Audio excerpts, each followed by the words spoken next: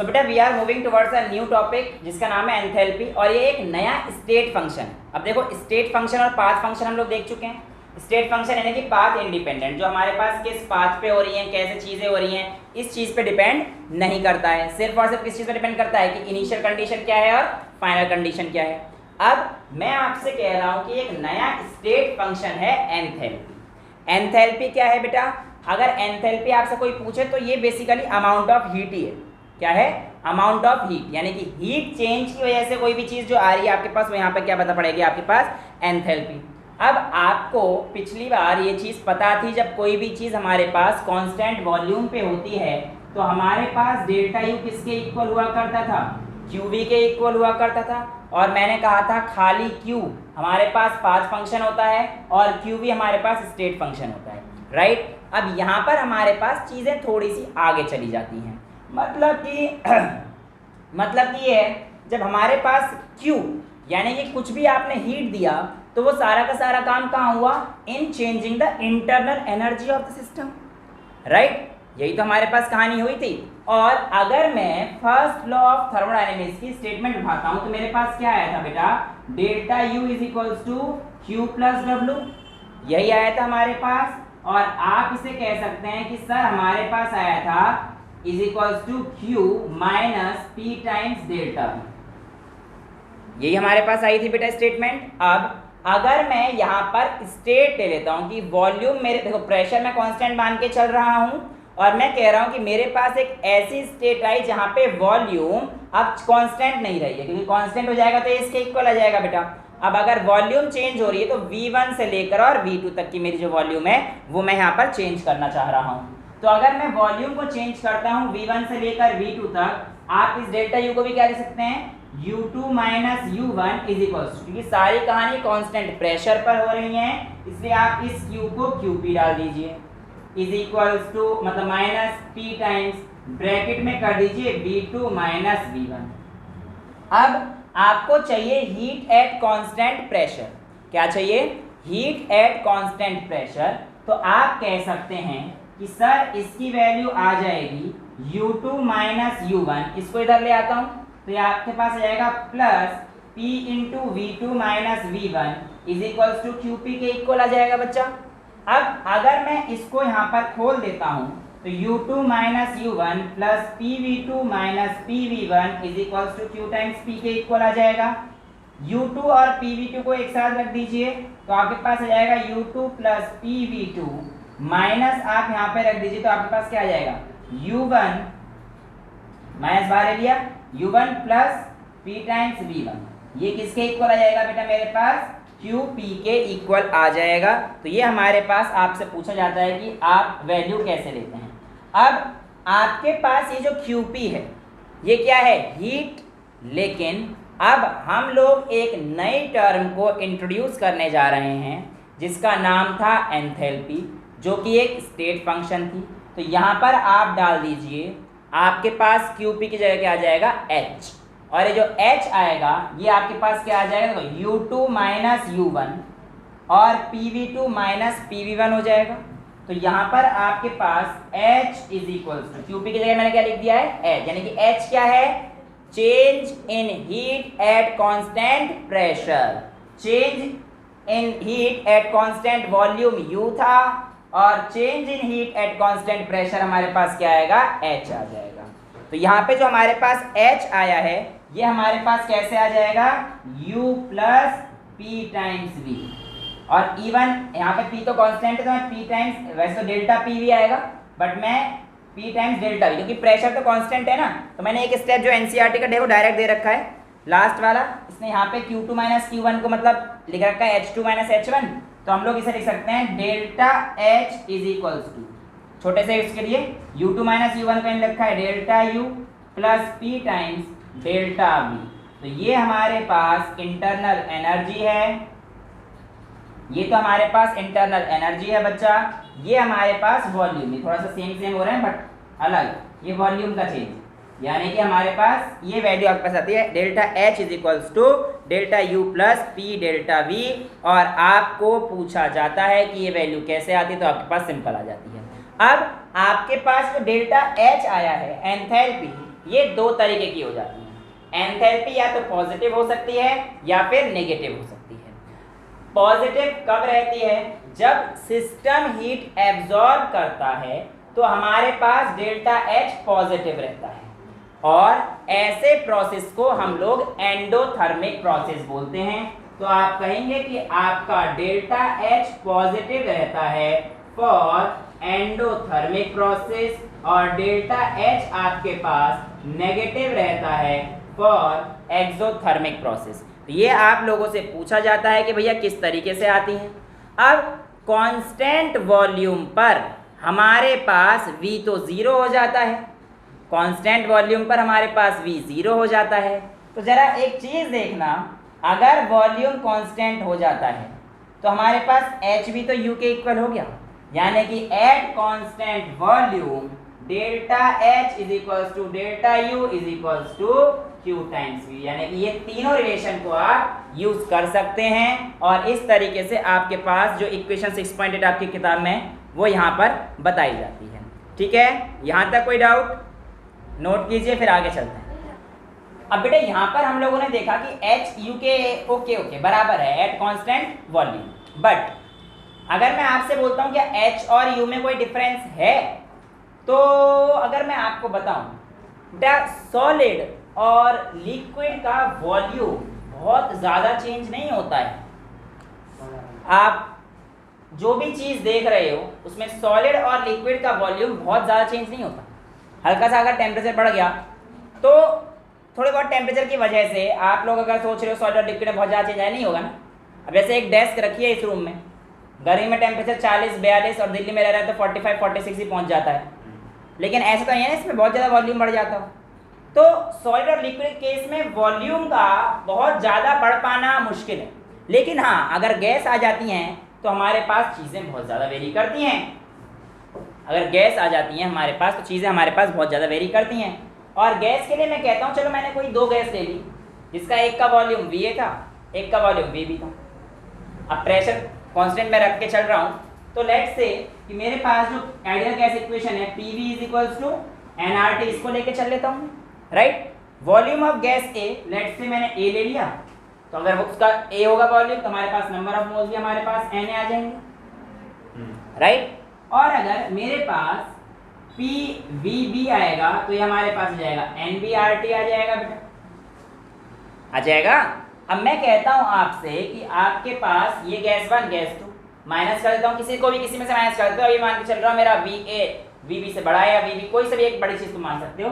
Let's say ये बड़ी मान लेते हैं, तो आपके पास इसमें से इसको माइनस करोगे तो आपके पास आ जाएगा PVB minus PVA is equals to NBRT minus NART।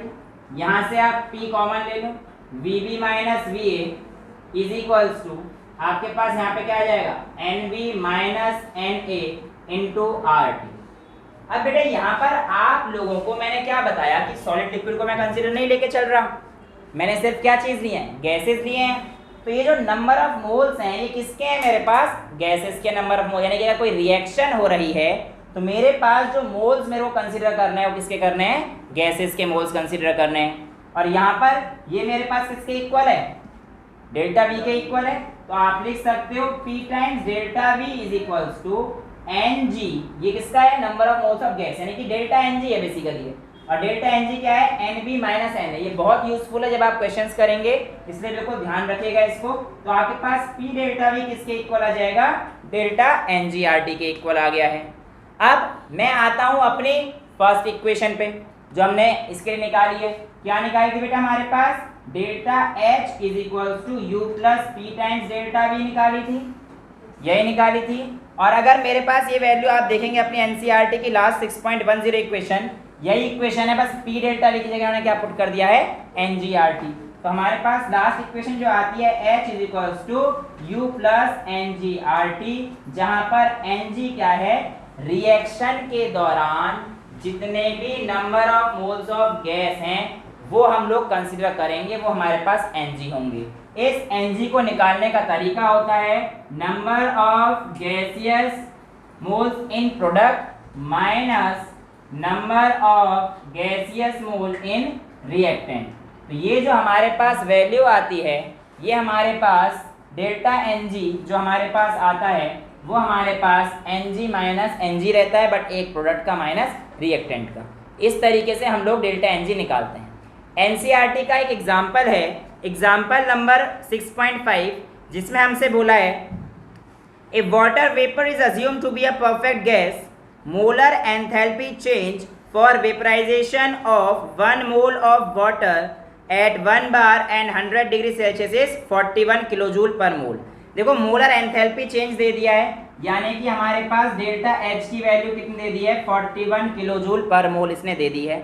इसने बोला है calculate the internal energy change, यानी कि आपको डेल्टा यू निकालना है, डेल्टा यू निकालना है when 1 mole of water is vaporised at 1 bar pressure at 100 degree Celsius. तो बेटा हमारे पास सिंपल सी वैल्यू आ जाएगी, इसमें तो कोई दिक्कत है नहीं हमारे पास। तो यहाँ पे H2O देखो आपको रिएक्शन कितना दे रखा है, आपके पास H is equals to U plus N G R T formula use कीजिए, और एन जी की वैल्यू कितनी होगी देखो, H2O लिक्विड से H2O गैस में चला गया है।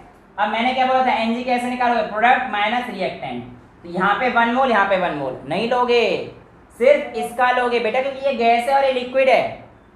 तो याद रहे ये जो चीज़ आप लेंगे सिर्फ और सिर्फ किसके लेंगे, गैस के लेंगे। तो यहाँ पर आपके पास ये जो वैल्यू आएगी ये आएगी, और आपके पास फॉर्मूला आपको पता है H is equals to U plus N G R T. आपको निकालना क्या था, इंटरनल एनर्जी चेंज निकालना था। तो U इज इक्वल्स टू कितना हो जाएगा, H minus N G R T हो जाएगा। तो U इज इक्वल्स टू क्या बेटा, हाँ number of moles of gas N G लेंगे यहाँ पर, ठीक है। तो हमारे पास U is equals to H minus N G R T, H कितना दे रखा था 41 और minus N G R T यानी कि 1, R की वैल्यू यहाँ पर 8.314 रखेंगे इनके लिए, ठीक है, 25/3 जो मैं आपको बता चुका हूँ। 1 into 8.314 into temperature 100 degree Celsius दे रखा है, तो हम लोग उसको किस में करेंगे बेटा, केल्विन में, यानी कि 373। बट ये वैल्यू हमारे पास किस में आएगी, जूल में आएगी शायद, जी हाँ ये वैल्यू हमारे पास जूल में आएगी। तो इसको कन्वर्ट कर देना आप किस में, किलो जूल में, ठीक है। तो आप इस तरीके से इसको सॉल्व करेंगे तो आपके पास जो आपकी किताब में आंसर दे रखा है 41 माइनस 3 पॉइंट समथिंग, तो आपके पास आंसर 37.094। तो मेरा जो बताने का मकसद था वो क्या था, H is equal to U plus P delta V को हम लोग कैसे यूज़ करेंगे ये आपको समझ में आ जाना चाहिए, और NGRT को हम लोग कैसे यूज़ करेंगे ये आपको पता होना चाहिए। NG में आप लोग इसमें 1 - 1 0 नहीं करेंगे, याद रहे सिर्फ और सिर्फ गैसियस प्रोडक्ट माइनस गैस। अगर यहाँ पे कोई गैसियस होता तो हम लोग जो है 0 कर देते, तब हमारे पास वैल्यू सिर्फ इतनी हो जाती, ठीक है। तो ये चीज़ आप लोगों के सामने आती है, इतना नोट कीजिए। फिर हम लोग अगले topic extensive and intensive properties की तरफ बढ़ते हैं।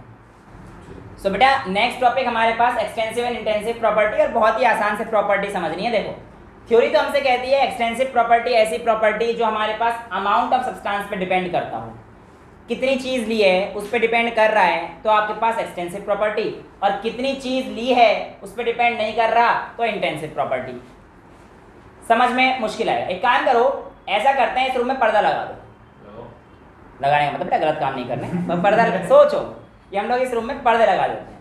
अगर मैं इस रूम में पर्दा लगा देता हूँ तो पर्दा लगाने के बाद जो प्रॉपर्टी चेंज होंगी वो एक्सटेंसिव प्रॉपर्टी, और जो प्रॉपर्टी चेंज नहीं होंगी वो इंटेंसिव प्रॉपर्टी। यानी कि पर्दे के इधर और उधर अगर चीज़ें सेम रहीं तो हमारे पास प्रॉपर्टी कैसी होंगी, इंटेंसिव, और पर्दा लगाने की वजह से इधर और उधर की प्रॉपर्टी चेंज होगी तो हमारे पास कैसी रहेंगी, वो एक्सटेंसिव प्रॉपर्टी। आइए बात करते हैं। जैसे मैंने मान के चलो यहाँ पे बीच में पर्दा लगा दिया, और इधर मेरा मास और इधर मास क्या हो जाएगा, आधा आधा हो जाएगा, यानी कि मास चेंज हो गया। तो मास कैसी प्रॉपर्टी है, एक्सटेंसिव प्रॉपर्टी, क्योंकि वो अमाउंट ऑफ सब्सटेंस पे डिपेंड कर रहा है। दूसरा देखते हैं टेम्परेचर। मैं इधर खड़ा था, पर्दा लगाने के बाद इधर गया और इधर गया तो इसका मतलब है जब दोनों तरफ सेम है तो प्रॉपर्टी इंटेंसिव है।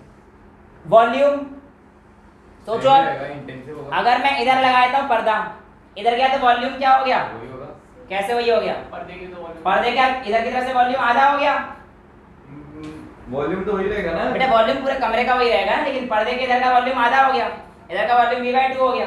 ऐसे तो मास भी वही रहेगा आपके हिसाब से। तो आपने फिर मास को m/2 क्यों बोला था?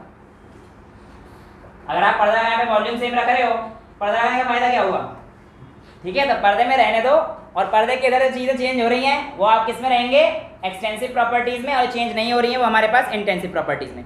Heat capacity, internal energy, enthalpy, ये सारी चीज़ें हमारे पास किस में आती हैं बेटा? एक्सटेंसिव प्रॉपर्टीज में आती हैं, क्योंकि ये number of moles per depend करती हैं। अच्छा, अगर आपके पास वर्ड आ जाता है मोलर, स्पेसिफिक, ऐसी कोई भी चीज़ अगर आ जाए तो आंख बंद करके ये सारी प्रॉपर्टीज आप इंटेंसिव में लगा देना। जैसे मोलर स्पेसिफिक हीट, है ना, मोलर वॉल्यूम, ऐसी मोलर के साथ कोई भी चीज़ आ जाती है तो सारी आप कहाँ लगा देंगे? इंटेंसिव प्रॉपर्टीज में लगा देंगे। ठीक है, नेक्स्ट टॉपिक की तरफ हम लोग करते हैं, हीट कैपेसिटी की तरफ। हीट कैपेसिटी क्या होती है, कैसे होती है, क्या वेरी करती हैं? अगर मैं इस चीज़ की बात करता हूँ तो आप लोग ऐसे समझिए कि हीट कैपेसिटी होती है किसी भी चीज़ की या किसी भी सब्सटेंस की आपको कितना एनर्जी देना पड़ेगा कि उसके टेम्परेचर में 1 डिग्री का राइज हो जाए। क्या बोला जा रहा है? कितना अमाउंट ऑफ हीट किसी सब्सटेंस को देना पड़ेगा कि उसके टेम्परेचर में 1 डिग्री का राइज हो जाए।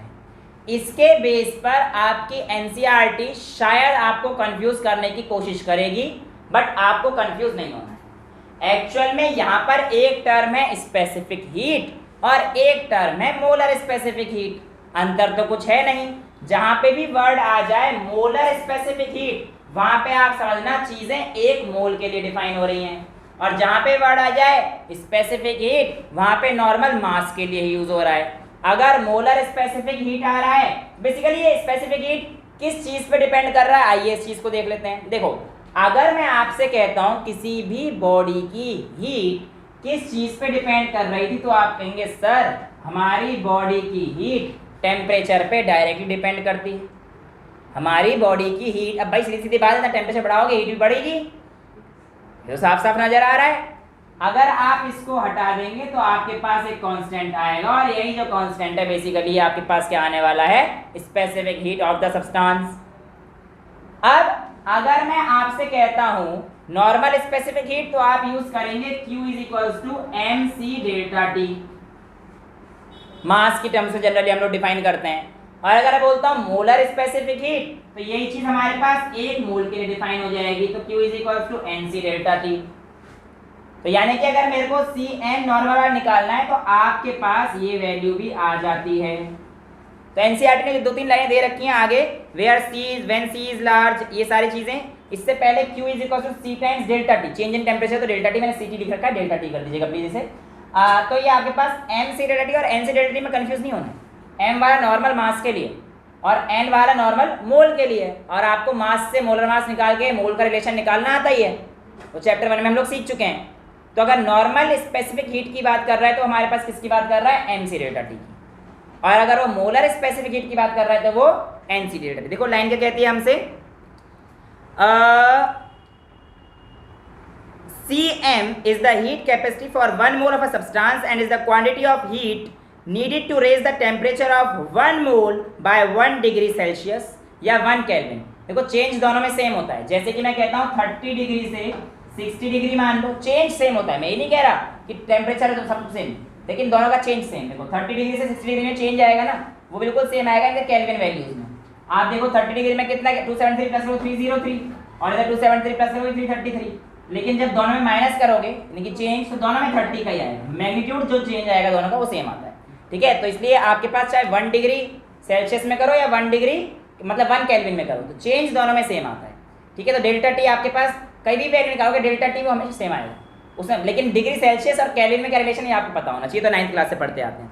तो यहाँ पे बोला है specific heat also called specific heat capacity is the quantity of heat required to raise the temperature of 1 unit mass of a substance by 1 degree Celsius। तो यानी कि ये जो हमारे पास है वो खेल किसका है? mc डेल्टा T वाला, और जो मोलर वाला है वो किसका है? nc डेल्टा T वाला। तो यहाँ पर जो आपके पास दिख रखा है, अगर कोई सब्सटेंस m है तो ये आपके पास Q = mc डेल्टा T क्या बताना चाह रहा है, ये आप लोगों को समझ आ गया होगा। अब आपके पास बेटा स्पेसिफिक हीट मतलब डिपेंड करता है सब्सटेंस के ऊपर। जैसे एयर है, एयर की स्पेसिफिक हीट काफी कम है, इसके अगर मेरे को वॉल्यूम रेज करना है तो हल्की सी हीट दूंगा और वॉल्यूम तुरंत रेज मतलब एक्सपेंड तुरंत हो जाएगा, है ना। एग्जांपल के तौर पर ऐसा करते हैं कि मैं आपको बताता हूँ कि अगर देखो मैं आपको जो है एक बर्फ लाऊंगा, एक मैं ले लूँगा और मैं आपके सामने दोनों में आग लगाऊंगा। लेकिन जो आप लोग करोगे एग्जाम्पल, जब आप आग लगाओगे तो आपका गुब्बारा जल्दी फूटेगा, लेकिन मैं इस तरीके से आग लगाऊंगा कि मेरा गुब्बारा नहीं फूटेगा इतनी जल्दी। ट्राई कर लेते हैं, पहले मैं गुब्बारा फुला लेता हूँ।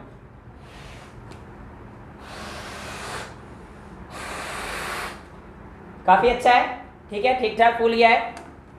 और इतने तुम एक जना यहाँ पे आ जाओ। लाइटर है किसी के पास? बेटा लाइटर है? नहीं पीता? अरे कौन सी पीता है बता दो। कोई नहीं यहाँ पे पीने वाला, तो लाइटर मेरे को ही निकालना पड़ेगा। हाँ यार मेरे पास होना चाहिए। क्या करता? आ जा बेटा, तू आ जा, कोई भी आ जाओ, जल्दी आओ। अब नहीं, पेन बंद क्या जरूरत है, इतनी तो एक्सपीरियंस होगी है। बेटा को लाइटर जलाना आता है? नहीं आता? लाइटर इसी को ऐसे कर तो जल जाएगा। आ जा अपने आप, आ जा। आज तक लाइटर जलाना सिखाते हैं, बस इससे ज़्यादा मत जलाइयो, बस बैलून जला। इधर आ जा, बच्चों को दिखाओ, इधर आ जा ऐसे मेरी तरफ। हाँ बोर्ड पे फिक्स हो जा। इधर रुक जा, अभी रुक जा। इतने ये बैलून में आग लगाएगी, ठीक है। इतने में दूसरा बैलून फुला देता हूँ नीचे मुँह करके, ठीक है। चलो आप जो है इतने बैलून फुलाओ, ये तो जलाओ, जल्दी ही फूट जाएगा। जलाओ जलाओ। अरे दबा बेटा उसे, भाई ये एक्सपीरियंस नहीं है लड़की। ये देखो कहाँ डर रही है। चलो अब देखो, इसने आपके सामने गुब्बारा, डर गई बेचारी। बेटा ठीक है तू? हाँ ठीक है ना, अटैक तो नहीं आया। अब देखो मैंने गुब्बारा फुलाया है और मैं भी जो है यही काम करूंगा। उसका कितनी जल्दी फूट गया पानी। और देखो मेरा गुब्बारा पानी है उसमें। देख लो, पागल कहाँ बना रहा हूँ, देख लो कितनी देर से आग लगा रहा हूँ, बिल्कुल नीचे लगा रहा हूँ, अभी भी नहीं फूट रहा। कुछ और बना रहे हो। नहीं बेटा देख, बिल्कुल काला पड़ गया, लेकिन अभी फूटा नहीं है। अरे भाई पानी है उसमें यार। तो पानी से क्या हो गया? पानी से हीट खत्म हो गई। हीट खत्म हो गई, हीट हीट एब्जॉर्ब कर ली, अभी भी नहीं फूट रहा, काला पड़ गया, काला पड़ गया, फूटा नहीं। उसके पेट में चली गई। टीका लगा दूं? लगा दो। अरे नहीं बेटा, मेरे को नजर नहीं लगती, मेरी टेंशन मत ले, अपनी देख बेटा, ठीक है ना तू? इतना क्यों डर रही है? अच्छा कहानी क्या हुई, आइए देखते हैं। वाटर की स्पेसिफिक हीट बहुत ज्यादा है, जिसकी वजह से आपको बहुत ज्यादा टेम्परेचर देना पड़ेगा, बहुत ज्यादा टेम्परेचर देना पड़ेगा कि उसमें जो चेंज आए 1 डिग्री से राइज कर जाए। लेकिन एयर की स्पेसिफिक हीट कितनी सी थी देख लो, उसने लगाया, डर के भाग गई हो। तो बेटा गुब्बारा ही तो फूटा था, हैप्पी बर्थडे नहीं खेला आज तक। मतलब जब गुब्बारे लगते हैं तो ट्रॉफी देने नीचे खड़ी नहीं होती क्या? वो जब ट्रॉफी डालते हैं बहुत सारे, ऐसे करे नहीं है क्या ये सब काम? करे हैं ना? ये तो ऐसे डर गए बेचारे गुब्बारे लूटने वाले। हाँ वही लूटते थे ना। मेरे बर्थडे में इसको बुलाया था, एक टॉफी नहीं बची थी भाई, सारी खा गया था। चलो बात कर, मैं कब आ गया। अब देखते हैं कहानी, देखते हैं यहाँ पर कि हमारे पास जो टेम्परेचर है वो डिपेंड करता है कि आपके पास सब्सटेंस, हर एक सब्सटेंस के लिए अलग अलग स्पेसिफिक हीट होती है। आपने देख लिया एयर के लिए स्पेसिफिक हीट काफ़ी कम थी, जिसकी वजह से एक बच्ची डर गई। लेकिन यही अगर मैं वाटर का देखता हूँ तो देखो मैं कितनी देर तक लेकर खड़ा था आग लगाते हुए, कुछ हुआ नहीं, है ना। अब लाइटर का काम बाद में करेंगे। अब कहने का मतलब क्या है, हमारे पास Q = mc/T आपको समझ में आ गया, स्पेसिफिक हीट समझ में आ गया। किसी भी सब्सटेंस की 1 डिग्री बढ़ाने में आप कितना हीट देते हैं, वो सब्सटेंस क्या होती है, स्पेसिफिक हीट, और ये वेरी करती है फ्रॉम सब्सटेंस टू सब्सटेंस। ठीक है, अभी हमसे कहता है what is the relation between Cp and Cv for a ideal gas. What is the relationship between Cp and Cv for ideal gas. अब आइडियल गैस कौन सी होती है ये आपको पता होनी चाहिए, राइट। अब मैं कहता हूं कि अगर आप बेटा Qv को लिखते हैं तो Q क्या होता है, C times delta T, but Qv मतलब हीट एट कांस्टेंट वॉल्यूम या enthalpy change at constant volume था। तो ये हमारे पास कितना आता है, CV डेल्टा T, यानी कि जो मैं आपके पास C डेल्टा T लिख रहा हूं उसमें मैंने क्या लिख दिया है, CV डेल्टा T लिख दिया है।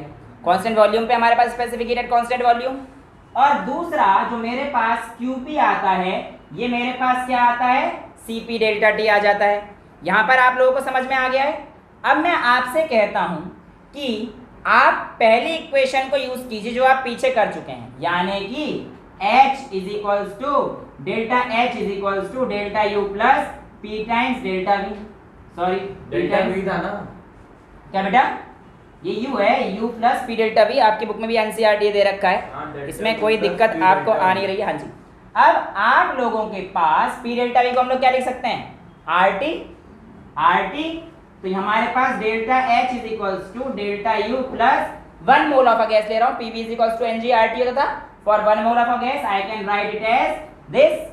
अब मैंने आपको अभी बताया था कि जो मेरे पास QV होता है ये हमारे पास किसके इक्वल था बेटा, U के इक्वल था, डेल्टा U के इक्वल आया था, राइट। और जो QP हमारे पास था ये किसके इक्वल आया था बेटा, हमारे पास डेल्टा H के इक्वल आया था, राइट। यही तो आया था। अब ऐसा करते हैं, मैं इनकी जगह पर ये वैल्यूज डाल देता हूं।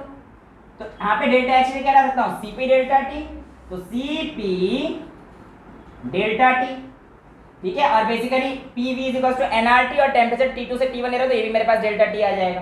तो मैं यहाँ पर भी इसको डेल्टा T लिख देता हूँ। अब U की जगह पर मैं क्या लिख सकता हूँ बेटा, CV डेल्टा T लिख सकता हूँ। तो ये हमारे पास कितना आ जाएगा, CV डेल्टा T। CP क्या है, specific heat at constant pressure. CV क्या है, specific heat at constant volume. तो ये हमारे पास आ गया, plus R times delta T हो जाएगा बेटा। डेल्टा T सब में कॉमन है, आप CV को इधर लेके आए डेल्टा T उड़ जाएगा। तो आपके पास रिलेशन क्या आ जाएगा, CP minus CV is equals to R आ जाएगा। और बेटा इसको हम लोग मेयर्स फॉर्मूला भी बोलते हैं, जिसकी पूरी लंबी डेरिवेशन हम लोग फिजिक्स के थर्मोडायनेमिक्स में देखेंगे, ठीक है। तो ये आप लोगों से पूछा जाता है किस तरीके से आपके पास रिलेशन आता है। तो ये वैल्यू आपके सामने आ चुकी है, इसको नोट कीजिए, फिर आगे की तरफ चलते हैं। So students, now we are moving towards the new topic, measurement of internal energy and enthalpy with the help of calorimetry। जो आप ये देख रहे हैं ये बॉम्ब कैलोरीमीटर है। इसमें एक्चुअली ये जो है, ये जो बनाया बड़ी मुश्किल से मैंने, ये बॉम्ब है। अब ये बॉम्ब क्यों कहते हैं इसका रीजन भी बता देता हूँ मैं आपको। बेटा सुनो, अभी हमने क्या कर रखा है कि यहाँ पे क्या है, सैंपल ले रखा है। करते क्या है, पहले इस चीज को समझ लेते हैं। एक्चुअल में ये बॉम्ब जो है ये एनक्लोज्ड है और इस तरीके से है कि इसमें से चीजें बाहर नहीं जा सकती हैं। यानी कि इसकी जो वॉल है वो कंडक्टिंग है, लेकिन जो इसमें जो वॉल बना हुआ है वो कैसा है, हमारे पास एनक्लोज्ड है, ठीक है। अब यहाँ पर इसके अंदर मैंने एक सैंपल रखा हुआ है, और ये जो सैंपल यहाँ पर मैंने रखा हुआ है बेटा, ये जो आपको यहाँ से दो अलग अलग ये वाले तार दिख रही है, ये वाली, यहाँ से बाहर से क्या होता है, स्पार्क जनरेट करता हूँ और इसकी मदद से पोटेंशियल डिफरेंस आता है, वो इसको जो है जलाता है। अब जलाने में मदद कौन कर रहा है, ये ऑक्सीजन। याद रहे, ऑक्सीजन सिर्फ इनलेट होता है, यहाँ पे ऑक्सीजन बाहर नहीं निकालते हैं लोग, सिर्फ सप्लाई दी जाती है। क्यों, ताकि ये जलता रहे, ताकि ये जलता रहे। अब जलने से काम क्या होगा, अब इसको हमने रखा है वाटर बाथ में। जो ये पूरा स्टील का कंटेनर होता है और पूरा सिस्टम जो हमने रखा है, किसमें रखा है, वाटर बाथ। वाटर बाथ मतलब क्या होता है, ये आपने पढ़ा होगा, जब हम लोग किसी सब्सटेंस को वाटर की मदद से अंदर रखते हैं उसे वाटर बाथ कहते हैं। जैसे आप लोगों ने क्लोरोफिल वगैरह 10th की क्लास में एक्सपेरिमेंट किया होगा, तो उसमें जब एल्कोहल को डायरेक्टली हीट नहीं करते तो एल्कोहल को किसमें रखते हैं, एल्कोहल की टेस्ट ट्यूब को वाटर बाथ में रखते हैं। पहले पानी को गर्म करते हैं तो ये वाटर बाथ बन जाता है। तो यहाँ पर भी तो यही है, बाहर आपके पास सारा क्या पड़ा हुआ है, पानी पड़ा हुआ है। तो आपने ये जो बॉम्ब रखा है अपना, ये किसमें रखा है, वाटर बाथ में रखा है। अब होता क्या है कि आप कुछ भी नहीं करना, आपको मेजर क्या करना है, इंटरनल एनर्जी मेजर करनी है। और ये इंटरनल एनर्जी कितनी है ये आपको पता करना है। अब आप इंटरनल एनर्जी मेजर कैसे करोगे, देखो एक चीज तो फिक्स है कि हमारे पास यहाँ पर वॉल्यूम क्या है, कांस्टेंट है। अब जितना भी चेंज गया होगा टेम्परेचर में, पूरा बर्डन में गया होगा, वही पूरा इंटरनल एनर्जी में चली गई होगी। भाई जो भी हमारे पास हीट आई है वो पूरा इंटरनल एनर्जी में चेंज हो गई होगी। अब जो कहानी है वो कुछ इस तरीके से है कि हमारे पास इसको जब मैं हीट कर रहा हूँ तो इससे क्या होगा, हीट होगा। और ये वॉल किसकी थी, कंडक्टिंग वॉल थी, स्टील वगैरह की बनाई थी। इससे हीट होने की वजह से क्या होगा, पानी गर्म होगा, पानी गर्म होगा। अब पानी हो सकता है, पहले टी टेम्परेचर पर था, मैंने थर्मोमीटर डाल रखा है, तो थर्मोमीटर की मदद से मैं देख लूंगा कि भैया मेरा टेम्परेचर कितना डिफरेंस आया, तो T2 माइनस T1 आप निकाल लेंगे। अब अगर मैं सब्सटेंस ऐसे रखता हूँ, मतलब अपना जो एपरेटस है उसको ऐसे रख रखा है, तो दिक्कत क्या आ जाती है, दिक्कत ये आ जाती है कि इस सब्सटेंस में इसको हीट होगा तो हो सकता है यहाँ से ज़्यादा हीट हो, यहाँ से कम हीट हो, तो उसके लिए स्टीरर रखते हैं। स्टीरर से तो मैं ऐसे घुमाना नहीं है क्योंकि उससे फिर टेम्परेचर चेंज हो जाता है। आपको हल्का हल्का बस उसे हिलाते रहना है ताकि जो आपका टेम्परेचर बाहर आ रहा है पूरे सराउंडिंग में जो है इक्वल डिस्ट्रीब्यूशन से हो जाए। ये काम स्टीरर का होता है। टेम्परेचर डिफरेंस की वजह से क्या आएगा, आपके पास यहाँ पर हीट आ जाएगी और उस हीट को आप मेजर करोगे, वो क्या होगी, उसकी इंटरनल एनर्जी होगी। ये आपके पास बॉम्ब कैलोरीमीटर का मतलब होता है और इस तरीके से आप इसका इंटरनल एनर्जी का इस्तेमाल करते हैं, क्योंकि आपके पास वॉल्यूम में तो कोई चेंज आएगा नहीं, डेल्टा वी तो आपके पास जीरो हो जाएगा, तो पूरी की पूरी जो हीट है वो इंटरनल एनर्जी में कन्वर्ट हो जाएगी।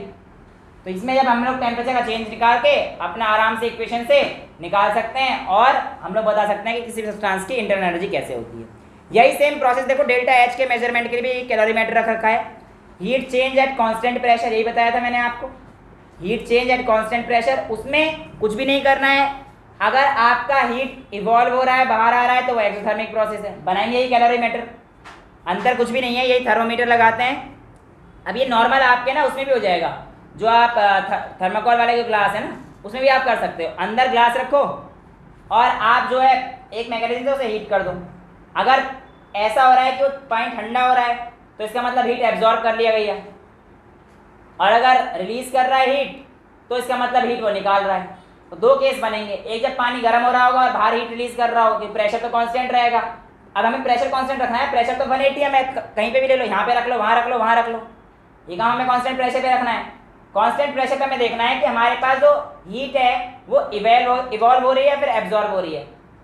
तो सिस्टम अगर हीट इवॉल्व कर रहा है तो इसका मतलब वो कैसा प्रोसेस है, एक्सोथर्मिक प्रोसेस हो जाएगा, यानी कि डेल्टा एच हमारे पास वो क्या आ जाएगा, नेगेटिव आ जाएगा। और अगर हीट एब्जॉर्ब कर रहा है तो हमारे पास डेल्टा एच क्या आ जाएगा, पॉजिटिव आ जाएगा, और एंडोथर्मिक आ जाएगा। वही कहानी जो मैंने आपको बताई थी, बिल्कुल सेम टू सेम वही कहानी इसकी रहने वाली, और कोई कहानी में अंतर नहीं आता है इसका।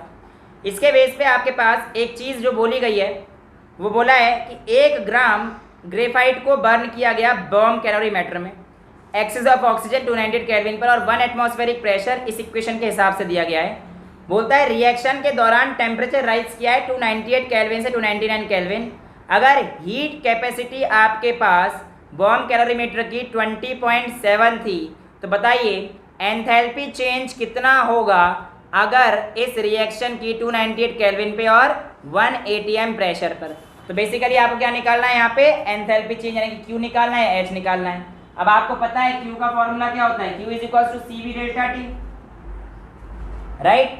अब यहाँ पर हीट रिलीज हो रही है तो इसलिए वैल्यू हमारे पास किस में आएगी, माइनस में आएगी, और CV की वैल्यू आपको प्रोवाइड थी, और डेल्टा T की वैल्यू आपको कितने दे रखी है, 299 से 298, यानी कि माइनस करोगे तो 1 ही आ जाएगा, और 299 से 298 दे रखी है ना बेटा, From 298 to 92। हाँ तो 1 डिग्री का चेंज आएगा ना, 299 माइनस 298 करेगा, फाइनल माइनस इनिशियल तो चेंज तो 1 केल्विन का ही आएगा, केल्विन में दे रखा है ना। तो आपके पास Q कितना आ जाएगा, CV delta T, CV delta T आप करोगे तो सीधे सीधे 20.7 ही आ जाएगा, लेकिन ये माइनस का आ जाएगा। माइनस हमें क्या बताना चाह रहा है कि आपके पास जो वैल्यू है ये एक्सोथर्मिक इन नेचर है, यानी कि ये जो वैल्यू हमारे पास किसके आ रही है, U के इक्वल है। तो U हमारे पास कितना आ गया है, हमारे पास माइनस ऑफ 20.7, और निकालना क्या था हमें, what is the enthalpy change, H निकालना है। अब बेटा अगर मेरे पास ये रिएक्शन आ रही है तो ये हमारे पास कांस्टेंट वॉल्यूम पे है इस समय, और कांस्टेंट वॉल्यूम पे हमें देखा था कि हमारे पास H और U बराबर होते हैं, लेकिन 1 मोल सब्सटेंस के लिए देखना है हमें।